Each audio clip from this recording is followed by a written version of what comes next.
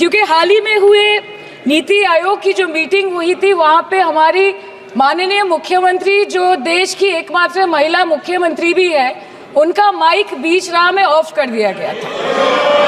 वो Bengal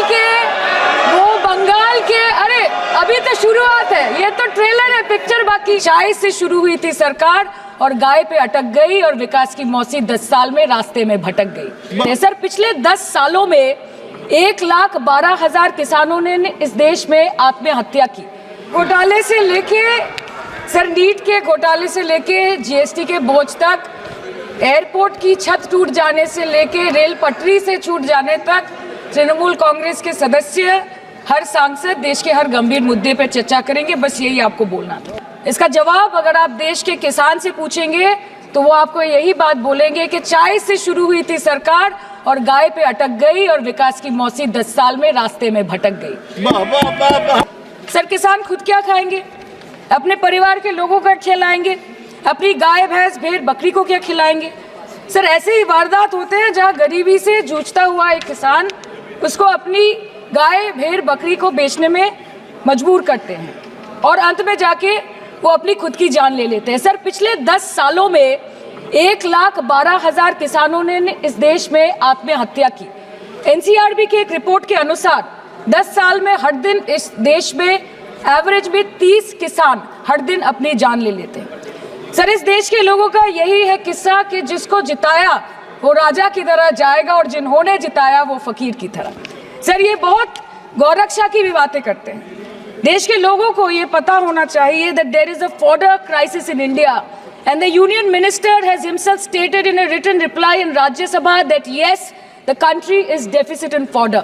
So it means that cows are dying without food in government owned goshalas, especially the BJP ruled state. तो sir, पहले खाना ही नहीं मिला, fodder crisis, फिर मिल भी जाए तो इतना महंगा कि किसान खरीद ही नहीं पा रहा है, फॉडर इन्फ्लेशन, और सर खाना मिल भी जाए तो पशुओं की बीमारी। उससे मुकाबला करने के लिए इस सरकार ने क्या किया?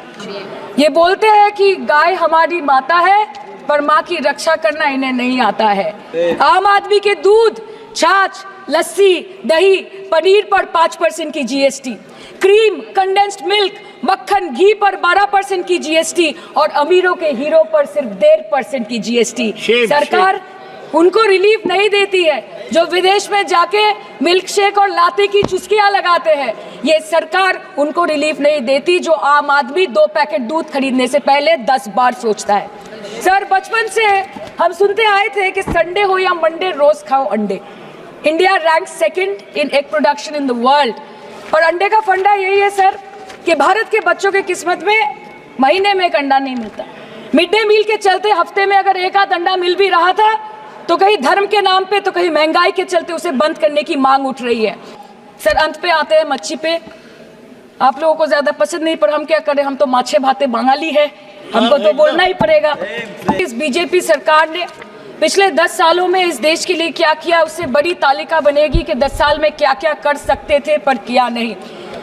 2014 में जो किसान मोदी है तो मुमकिन है सोच के और अच्छे दिन के ख्वाब देख के बीजेपी को वोट दे रहा था, आज 10 साल बाद वो बोलता है कि मोदी है तो नामुमकिन है। शायद अभी वो किसान है भी नहीं।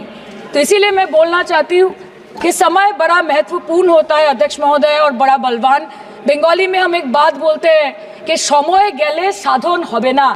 इसका मतलब यही है कि अगर समय चला गया तो साधना नहीं होगी, अगर भक्त रूठ गए तो आराधना नहीं होगी। और 3 से 303 से 240 के आंकड़े बोलते हैं कि इस बार जो आप चले गए तो दोबारा लौटने की संभावना नहीं होगी।